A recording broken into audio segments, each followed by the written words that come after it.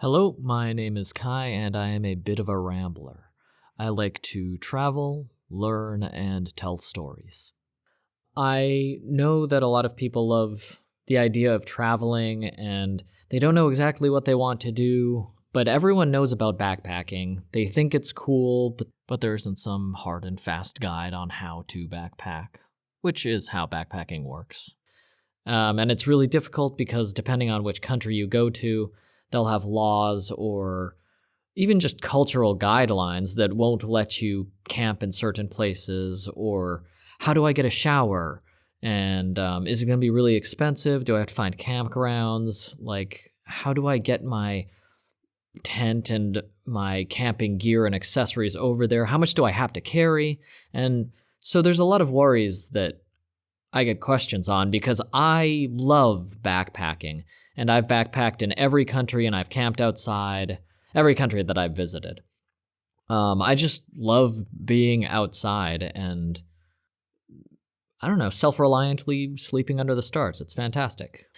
So I thought I would talk today about what the best country to start in for backpacking is. Because while there are no hard and fast rules concerning backpacking in general, there is a best backpacking country. And it's the best country for a few things, but Japan is absolutely the best country to begin backpacking in. And this is for a few reasons. People talk about how Japan is expensive, but that just isn't true. At least not if you're from the US. Japan's housing is almost as expensive as US housing if you're in the middle of the city.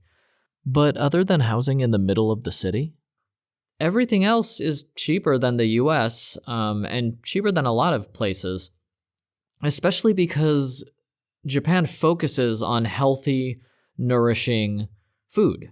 So if you go to a convenience store in Japan, you can buy good steamed rice, edamame beans, soy sauce steamed chicken, just very simple prepared meals, salads, small sandwiches, just packets of carrots and like different vegetables.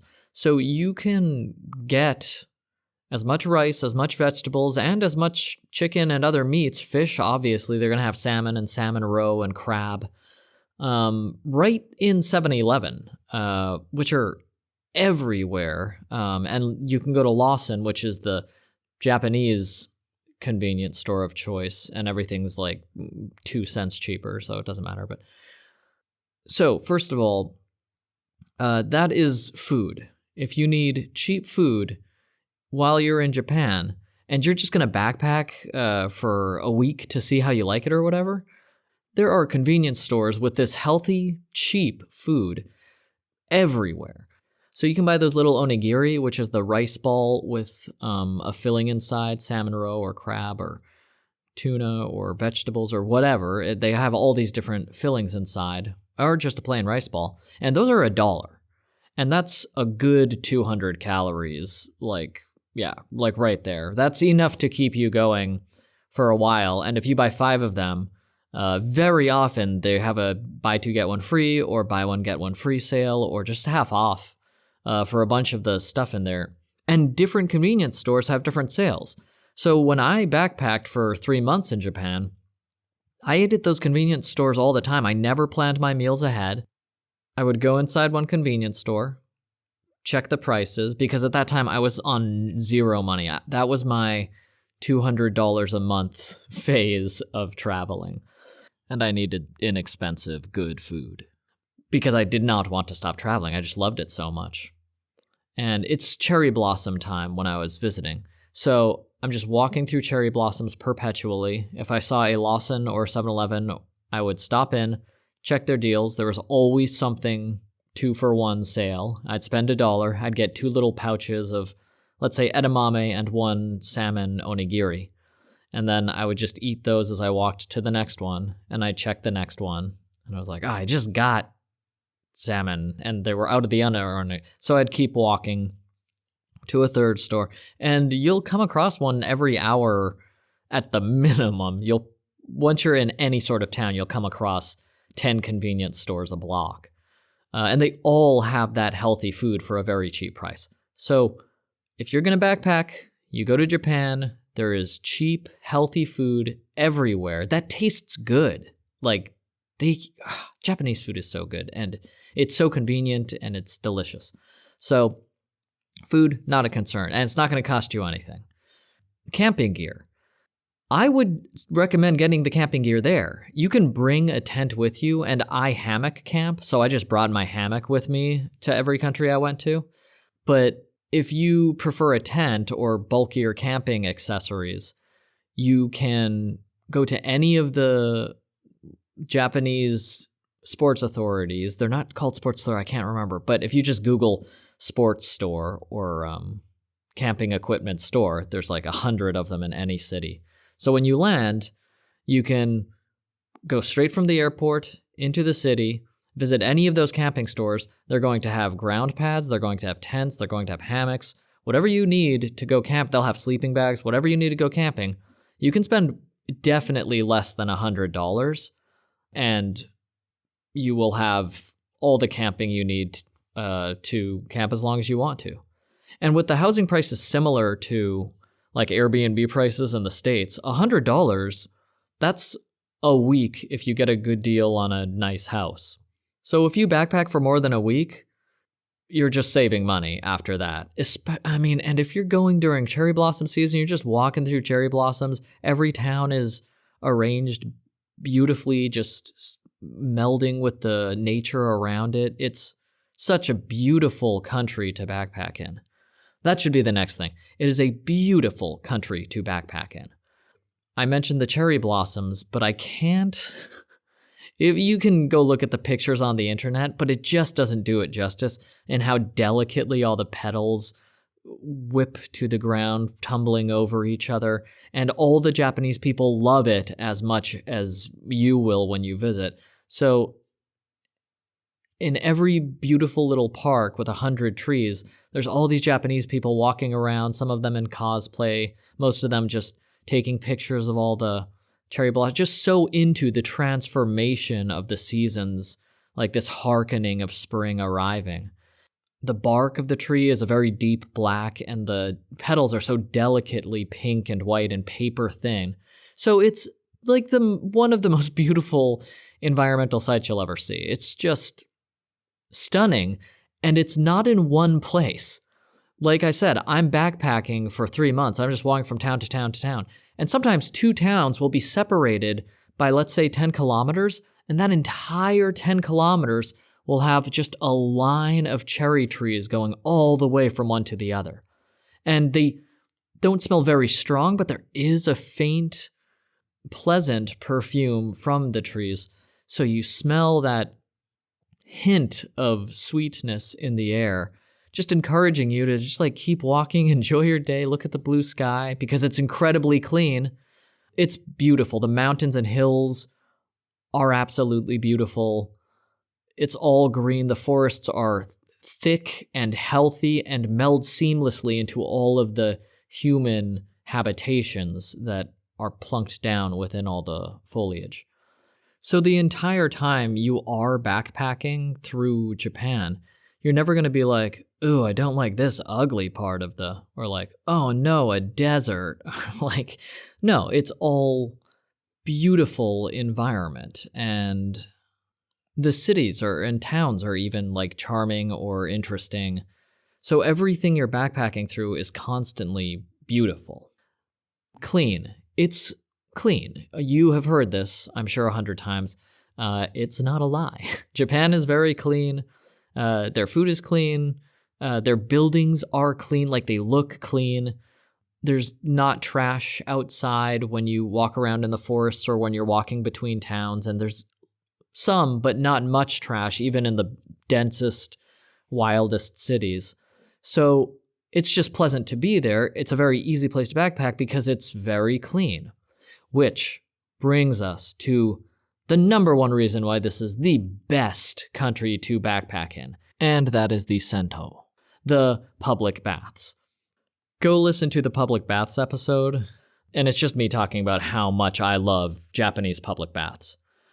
Basically, you'll be able to clean yourself and, importantly, relax after you're clean and have a day at the spa.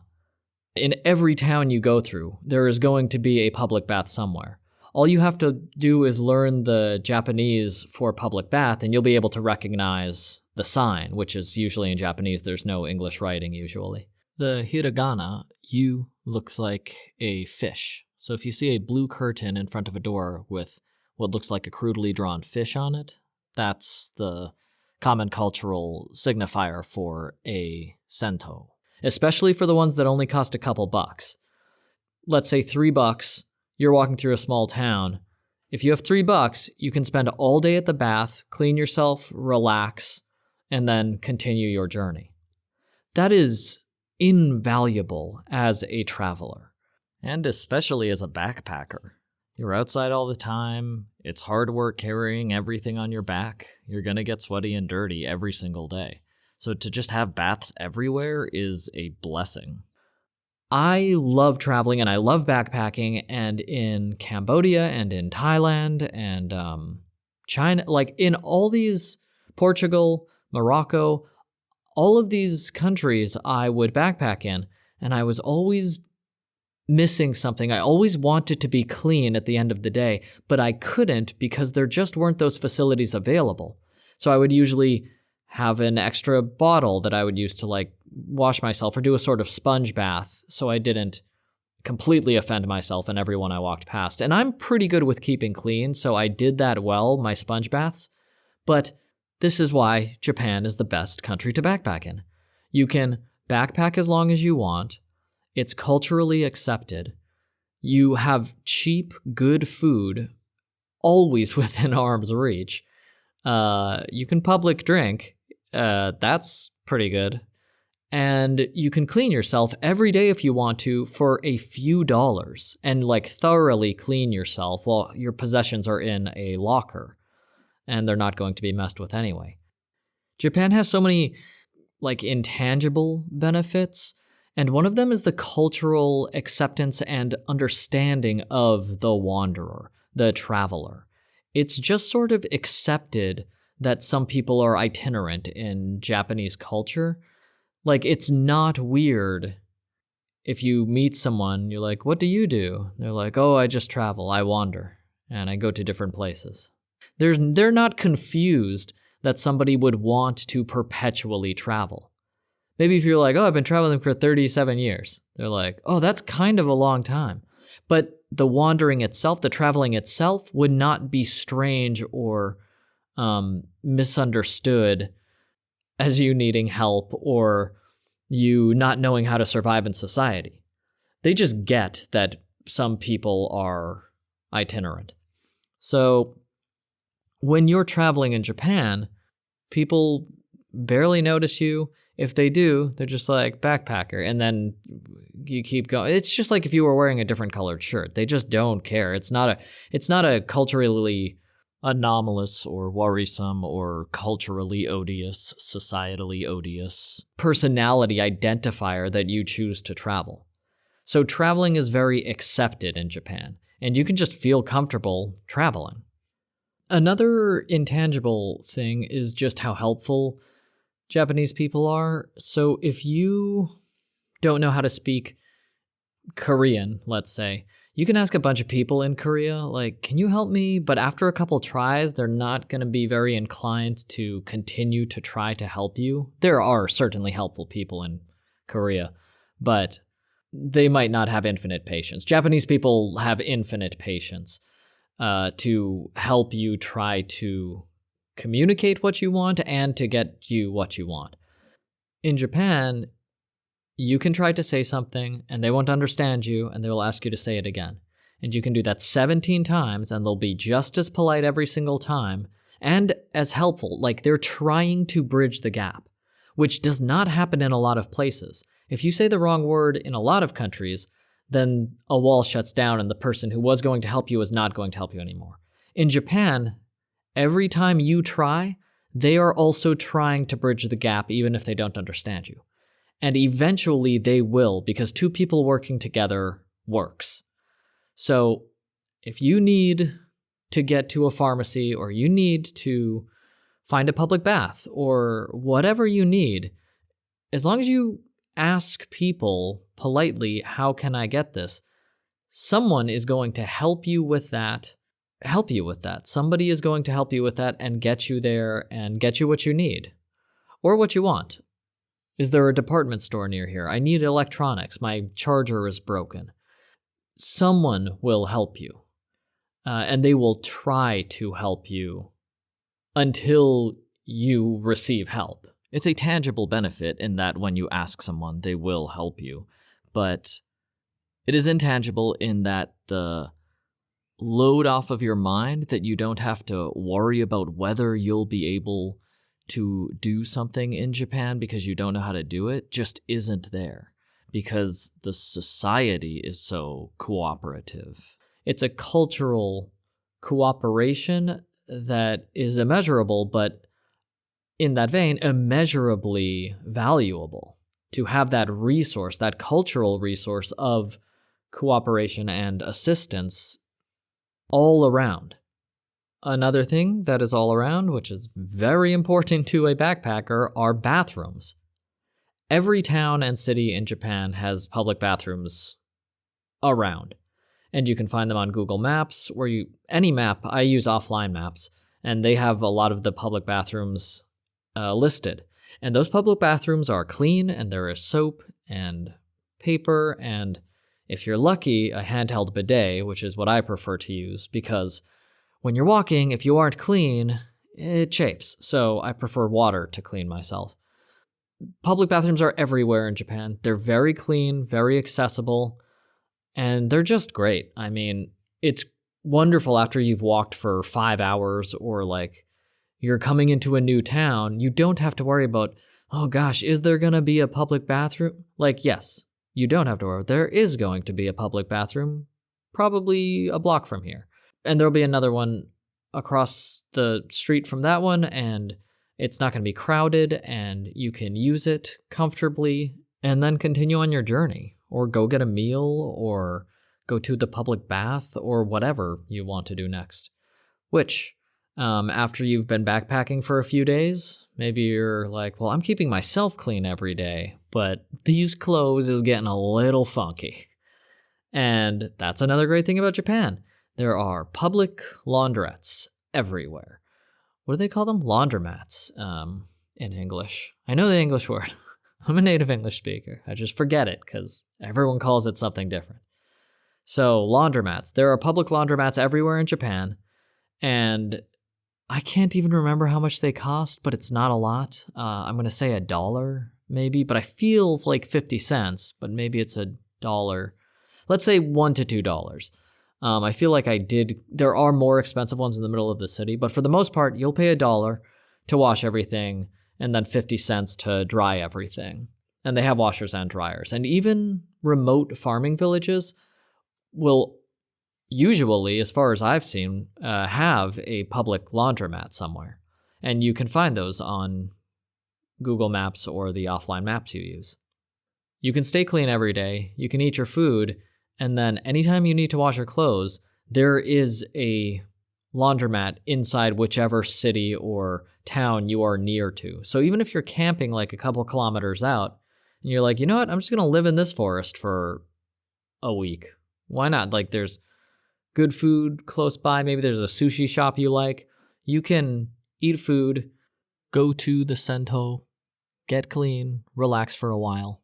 Then sit back and like watch movies on your phone or whatever in the forest that you live in. And whenever you need to do laundry, walk into town and do laundry. If this sounds like it's coming from personal experience, it absolutely is.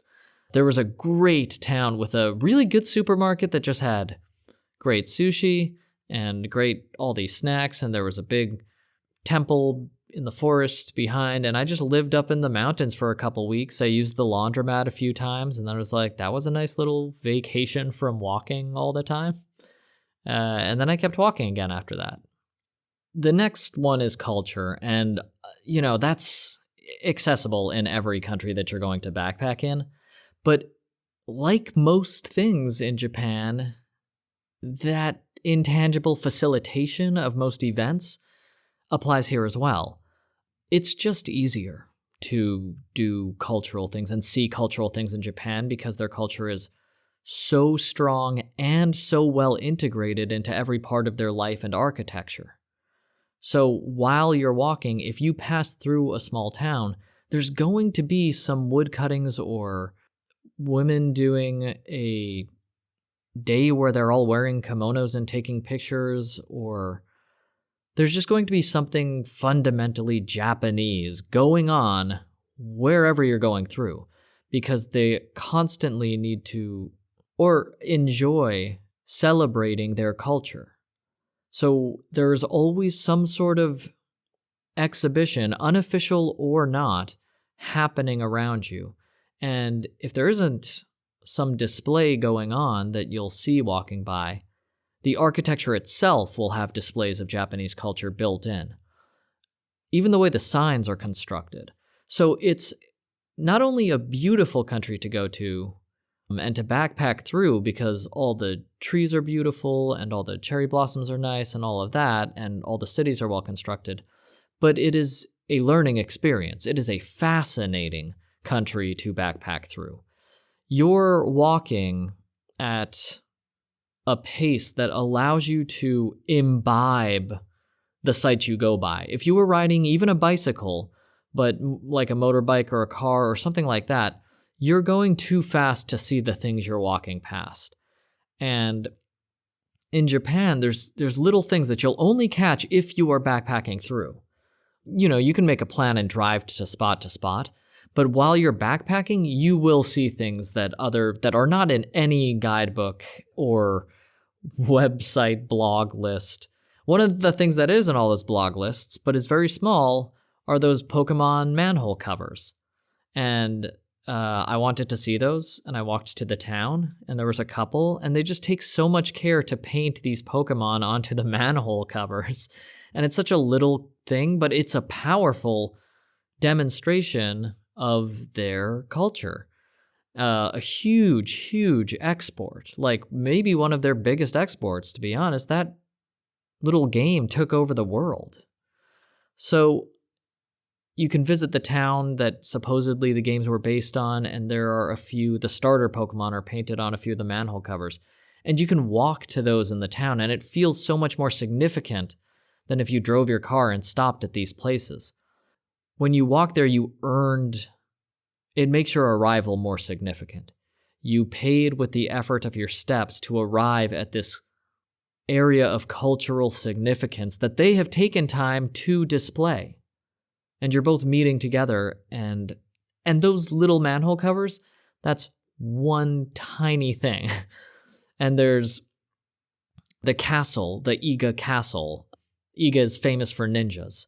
So you can go to ninja houses and you can see someone demonstrating a rope ladder that climbs into the rafters.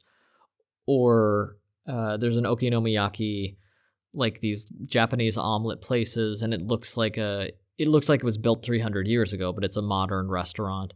There's just so many small, uniquely Japanese things that if you walk through a city like Iga, you could stay there for 3 months. You could just backpack through that city for 3 months, and you would not run out of new and often profound cultural experiences to witness. While I've backpacked in nearly every country I've visited, in Japan, I landed in Tokyo, and my whole plan landing in Tokyo was, okay, now I'm going to walk to Osaka, which was about, 350 miles or so west. And there was Japan in the middle. There's just a bunch of Japan in the middle. And if you walked straight there, it looks like 5 24-hour days of walking. So it would take 100 hours to walk there. So if you walked 8 hours a day, it would still take a couple weeks. Obviously, that's no fun. And you don't want to do that. I certainly didn't. When I travel, I like to enjoy myself, take my time, be comfortable. So I walked northwest to the nearest city that looked cool. And I had offline maps, and I just checked Sento. I checked the nearest public bath, and it was in a town maybe 15 miles away, and I just started walking. And by the end of that day, I got to that town, and I took a bath, and I got some food, and I chilled out. And then the next day, I chose another road, and I walked in that direction.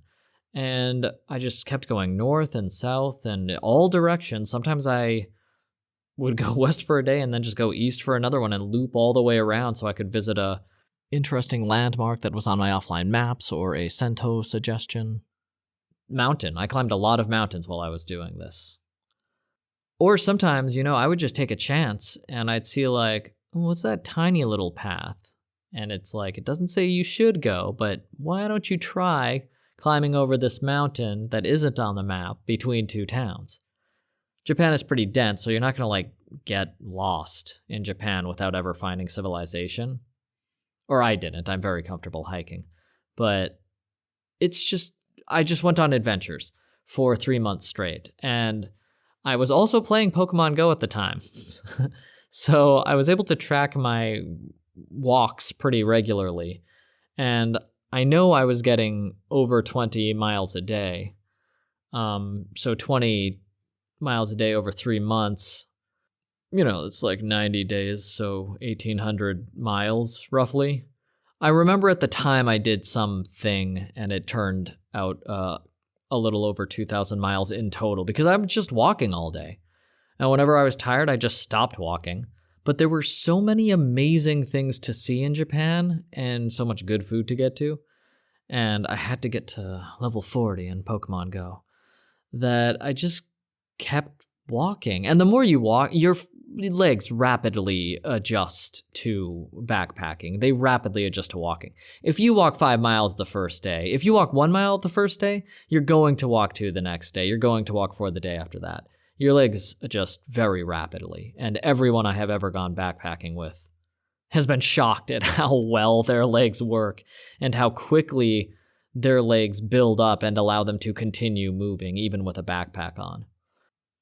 So yeah, I landed in Tokyo, started walking west, took random directions, stopped in at restaurants that looked good or kiosks that were selling sushi out of in the exit of a town, checked out the ceremonial gates, slept under Buddhist temples, prayed to forest spirits that I only know about from Princess Mononoke, stopped in at a Japanese traditional wood painting museum.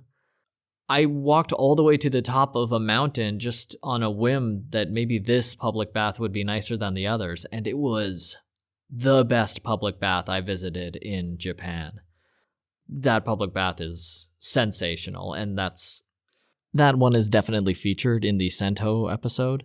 And if you're curious about these public baths or want more details, I go into much more detail about my experiences in those, which are 100% positive.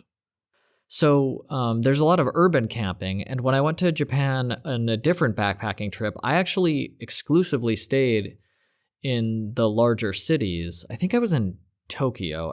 I believe that was my first urban camping experience in Japan. I just lived in the city of Tokyo, hammock camped in different parks that weren't in the middle of the city, and I was never bothered because camping is legal in public areas as long as you aren't bothering anybody or causing a mess or anything like that. So I just cleanly and politely put up my hammock in a different park every day and walked all around Tokyo for a month and just lived around the city. But it is legal to camp in public areas.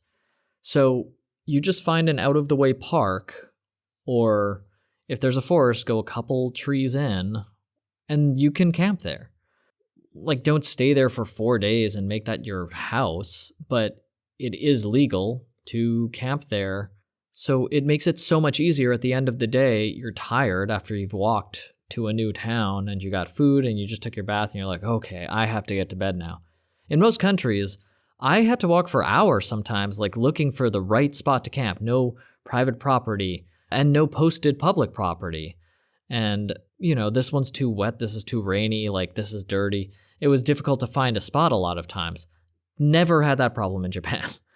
Sometimes I would walk longer just to find a nicer park, like a bigger park with more trees because I was hammock camping. But I never thought, oh my God, I have to go to bed now. And I couldn't find a space. There's always a space in Japan to camp. There's always some green space somewhere, and I usually did it outside of the towns. But if you're inside the towns, any park is fine. But it's going to be more comfortable because you're not in the town. If you're right near the outskirts of the town, there's a forest. There's always a forest at the outskirts of any Japanese city or town.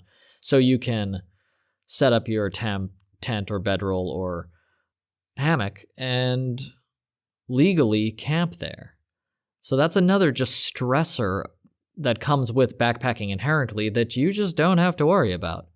It's legally and socially accepted to camp practically anywhere outside in Japan that is a public space. So just look at a spot, say, is that out of the way? Am I being polite about my use of space? Am I not bothering anybody? If the answer to those questions is yes, then you're good. And you can camp there and no one's going to bother you. No one bothered me for the 3 months I walked from Tokyo to Osaka, and no one bothered me the whole time I was urban camping in Tokyo parks in Tokyo. One time in front of like a giant library in this little copse of trees. That's the other nice thing about hammock camping. It's so small and unobtrusive that maybe people would have thought it was weird that I was in a tent in front of the library, but I don't think anyone really cared about the hammock camping. Another benefit of backpacking in Japan is that you can choose your temperate zone. It's a very long country and pretty wide, considering we think of it as small, but I think that's only because on a map you see it next to China, which is, as big as the US. It's a huge country. But Japan is very large and very tall vertically. So if you just want to stay in the temperate zone, you just want summer all the time, you go down to Okinawa and the southern islands, and you can backpack all around the island and it'll just be comfortable most of the year. But Japan has a very strong representation of all 4 seasons, and it's very strong in the culture to celebrate those 4 seasons. And just by moving north or south, if you visit Okinawa in March, it'll basically be temperate. But if you visit like Nagano, in March, it's going to be freezing still. You can choose what your temperature is. And if you backpack in the middle of a season, you can witness that change as vividly as maybe you would in New England when the leaves change color. You get that in Japan very strongly. And they have so many forests, and all of their towns and even their biggest cities are set in the middle of preserved, healthy forests. So if you land in September or probably October in Tokyo, everything will still be green. But by the end of October, the mountains, like a dozen mountains that everything you can see is bright orange and red and just beautiful colors. And if you stay another couple months, you're going to see some pretty heavy, amazing snowfall. So I particularly obviously this is not the only country with seasons, and even not the only country with well-defined seasons. But I like that it's very easy to go to whichever climate you would like to in Japan. And especially, it's part of the Japanese culture to celebrate the season itself, celebrate the turning of seasons, and the seasons as a cycle. That cycle is very important. So even the seasons mean a little more because they're so strongly tied into everything. So many of their stories and movies and everything can be divided through the seasons in which that story takes place. If you watch any of the animes, so many of them are going to be separated into the seasons. And, the characters meet, or any movie really from Japan, the characters will meet, we'll just say in spring, and they're young and it's exciting and they go on an adventure and find a new lake, whatever. And then summer happens and they're building a cabin by the lake to get ready for the autumn, which is coming. And then the autumn arrives and they're trying to make sure they have enough food because they know that winter's right around the corner. And then winter is there and someone gets pneumonia and dies. But like many of their stories are culturally tied to the season so strongly, and so many parts of their culture are tied to the season. Their food is very strongly seasonally cohesive. So I think the seasons themselves are another one of these great ineffables that you can appreciate in Japan as well, particularly. You know what? A very important thing that I didn't mention because it doesn't come to mind automatically because it's a lack of something rather than something offered is how quiet even the cities are. I think Osaka is not as quiet as Tokyo, but I've been in a lot of cities and I like urban camping and going through cities. So when I camped in Tokyo, that night at like 8 p.m., I thought to myself, this is the quietest city I have ever lived in. And that is a huge city. A huge and dense city with like 10 million people in it. But it does not feel like that. If you're not in the center of the city and next to the highway, then it just feels like a smaller city. Or as soon as you're in even the city outskirts, it just feels like the suburbs of any American city or European city or Asian city, honestly. It just feels small towny all of a sudden. I think part of that is due to the alleyway construction, so they turn and twist a whole lot, which cuts off the sound leaking out from the main thoroughfares. But also, Tokyo notably has just less cars in their city per capita. Like the average is 1 car per family per capita in most countries, something like that. But Japan only has 0.3, or Tokyo specifically only has 0.3. So there are just fewer cars. There are also much heavier regulations on speeds, so everyone is driving slower, and most noise pollution comes from the sound of car tires rubbing against the road and spitting gravel and crunching and everything. That's a huge part of noise pollution. I think it's like 70%. It's a very high number. Okay, so for speeds above 30 miles per hour, 80% of the noise from cars is coming from the tires. So by controlling the speed of cars, you're controlling the amount of sound that's coming out.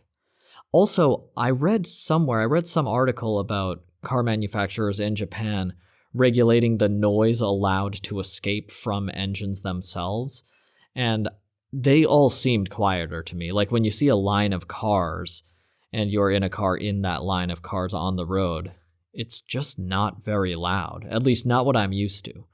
So obviously part of this is anecdotal, but also it's a fact that they designed their city to cut off the sound so that it doesn't leak from the main streets into the side streets and alleys and all that. And they have the regulation, and they heavily regulate their speed limits, and they enforce those regulations. All of this to say that that is a quiet city, and it's very comfortable to walk around in, even in the center of the city. Especially, like I said, if you're camping, if you want to camp around 8, 9 p.m., most of the sound is gone because there are also not many cars, as I mentioned. So by night, there's a third less cars than you would hear in any city that you try to camp in. And a lot of those parks are, like I said, down an alley, take a right, and then there's a park right there. So it's close. It's less than a quarter of a block away from a main thoroughfare, but it's almost silent in a park so close because it's separated by, 2 walls of a park and the air gap, which dampens a lot of sound. So it's a fascinating city, and it's very quiet and very comfortable to camp in. So if you are backpacking, again, all of their cities and towns are designed like that in some way. They want to make it the most comfortable for people. I hear about Japan being like having terrible noise pollution, but I have never experienced that when I've gone. Maybe that's because I've traveled to so many countries, but it's incredibly quiet. It's calmingly quiet. And especially for this topic we're talking about, backpacking, that is crucial for you to be able to get a good night's sleep. If you're urban camping in a park, like, half a kilometer away from a thoroughfare, and it's pin drop quiet, that's a lot easier than if you're in Dublin and you have to walk like 3 miles outside of the city just for stuff to calm down a bit. You know what's a really important one also? High tech, like technology. Japan isn't a future land. I was expecting more futuristic technology when I went to Japan. I'm sure their R&D has plenty of cool stuff behind the scenes, but when you're walking around, it just feels like a cool modern city. It doesn't feel like a land of giant robots and androids, which is what you're led to believe, what I was led to believe from news articles and movies, this glorification of their technical prowess, which is not insignificant by any stretch of the imagination. They obviously have a lot of tech. It's just not right out there. The nice thing is it is under the current everywhere. So any tech gadget you're looking for, they have it, and they have a very well-engineered version of it. So I got a lot of my gadgets when I was there, like a foldable mechanical keyboard with Bluetooth connected, brushed steel aluminum, and it was like, whatever, $15. It was something insignificant for the value. And you're like, well, this is going to last for 10 years. And it lasted for about 10 years. And then I sold it because I didn't need it anymore. But that's really nice that if your laptop battery dies or whatever, anything technological that you have to take care of, which could be a problem if you're in Nairobi or if you're in Morocco or Vietnam or Cambodia. If you're in countries with a less technical presence in the world and your laptop battery dies and you need a new one, it's going to be very hard for you to get. You're going to have to order it online. You have a huge shipping wait time, and you have to know exactly what you're getting, and you can't return it. And there's the people around there, or India, if it's a highly technical thing, if it's not part of a phone or specifically what they're familiar with, they won't be able to help you repair it also. So you have to be dependent on yourself for repairing it. In Japan, if anything that works on electricity breaks, there is a shop that can fix it 2 blocks away. That includes your mobile devices and your computers, but it's also if that keyboard, that Bluetooth foldable keyboard thing broke, I have, which of course it never did, I have zero doubt that I could have taken it to one of a dozen places within a few miles of where I was living in Tokyo, and someone could have taken it apart, fixed it, put it back together, and given it to me. When you walk into the tech repair shops, there's 7 different complicated devices that they're just casually throwing back together. So it's just nice to be in a country that is so comfortable and acclimated to high technology, because when you're a backpacker, high technology is important. You have to have your offline maps at least, need to make sure your phone is in working order. You might need expandable storage. Expandable storage is another one. It's hard to find expandable storage like expandable SD cards if you're not in a technically proficient country. So it's just nice to have all of that right at your fingertips in Japan. Pretty much anywhere you go, any decent sized city will have electronic department stores you can go to and get anything you need, accessory or device related. And if you have any questions, they know exactly what you're talking about. If you're in Laos and you ask for an SD card, half the people are not going to know what you're talking about. And then the other half are going to point you to a shop, and that dude has 4 older ones that are from China and you're not sure how old they are. It's tricky to find modern accessories in a lot of countries while you're traveling. So you can find them in those countries. It's just, again, that's why I think Japan is the best backpacking country specifically, because if you need any tech, oh, my Bluetooth headphones died. I'm going to pick one up at the next town I get into. They're right there, whatever you need. I was going to add connectiveness as a corollary, but I'll just say this real quick. I haven't been to a country that is unconnected anymore. 10 years ago, it was hard to have a signal in some parts of Cambodia while I was between cities. Now, I I am never disconnected. There's always a signal somewhere. And if there isn't, then walk for an hour and you'll be near a signal. Like, it's stunning how rapidly connectivity has taken over the entire world. But it makes sense because everyone, like every single person who doesn't have a penny to their names in every country has a smartphone. So it's just the most demanded utility.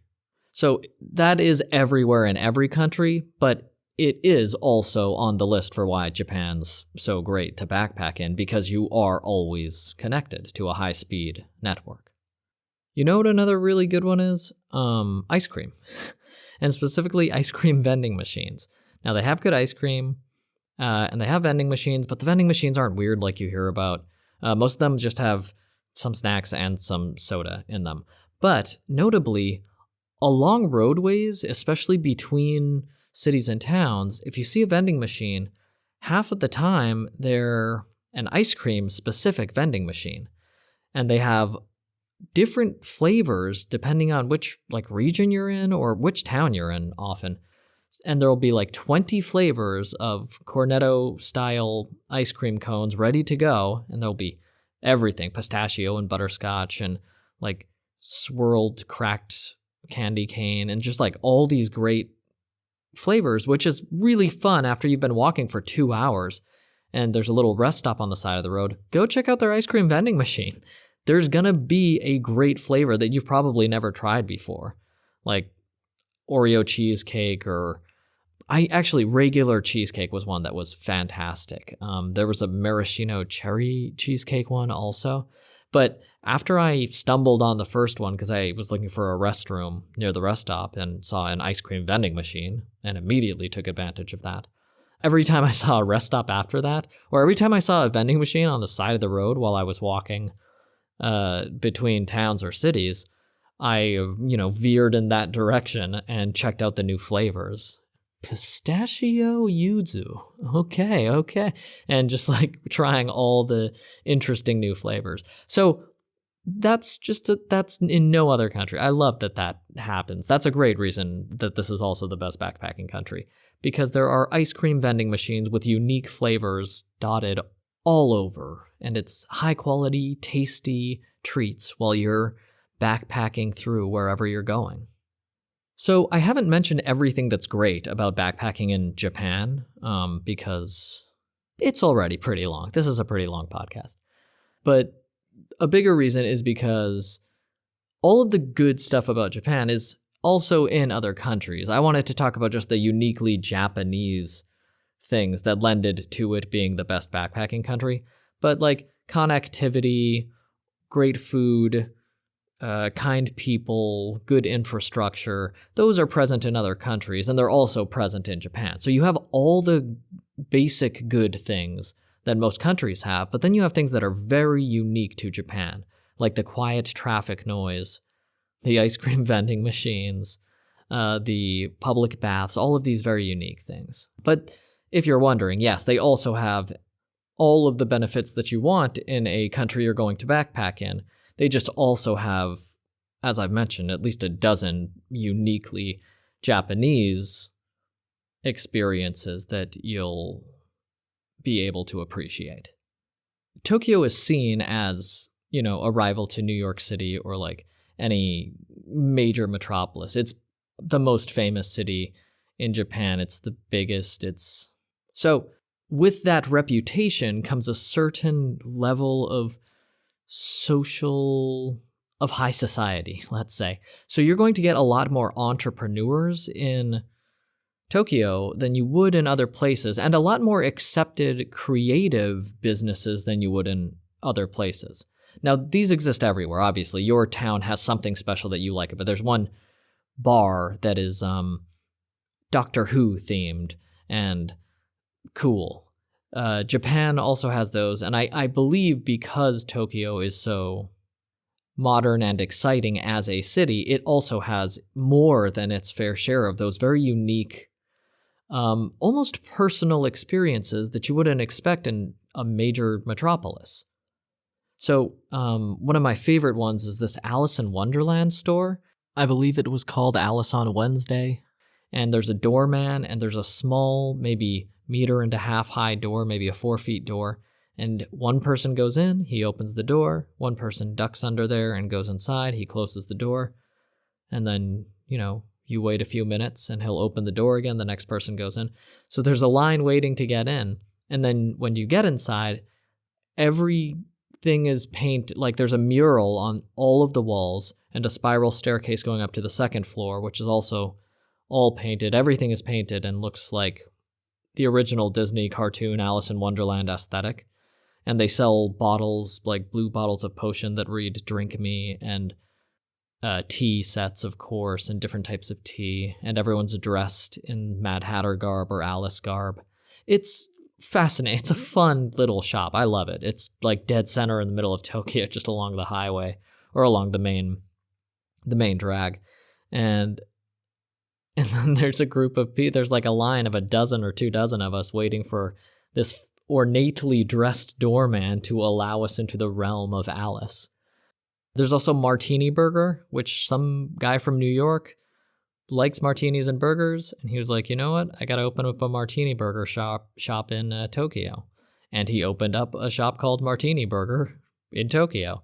And it wasn't in the center of the city, as I recall. It was on a sloping road down into a suburb, if I remember correctly. But it just felt exactly like the type of thing I find in New York City just walking around. A ultra modern, focused niche, very high quality passion business. Like the owner is passionate about what they're doing. And it was great. The martinis were good and the burgers were good. So I like that you can just find that all around Japan, and especially around Tokyo, particularly because of that sense of advanced culture that Japan enjoys, that everyone just thinks of it as a creative and original and exciting place where exciting things should be happening and new ideas should be welcome and popping up here and there. And they do. Next week, flights from Houston are $329, Cleveland $354, LA $400, and 2 weeks after that, everything is under $350 to get to Tokyo. U.S. citizens enjoy 90-day visa-free travel there. So if you love backpacking, camping, and saving money while enjoying all the comforts and conveniences of modern culture, get on over there. Cherry blossom season right now. Oh, that's why the prices are more expensive than I was expecting. It's cherry blossom season right now. If you have any questions or comments, you can reach me at bitofarambler@gmail.com, and I will talk to you next time.